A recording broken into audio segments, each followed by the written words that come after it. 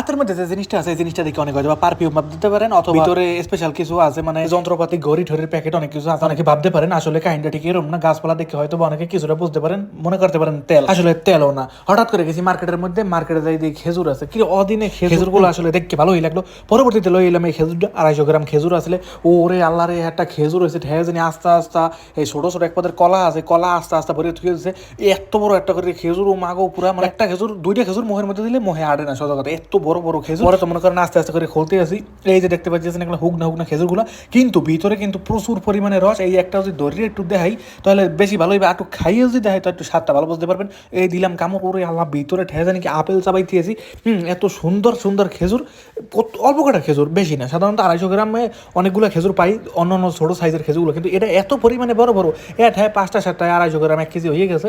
তবে এখানে 250 গ্রাম ছিল, দাম নিয়েছিল মনে হয় 3-4 euros মতো, যে আমাদের হয়তো 500-600 টাকা দাম হবে। আশা করি মালটা ভালো ছিল।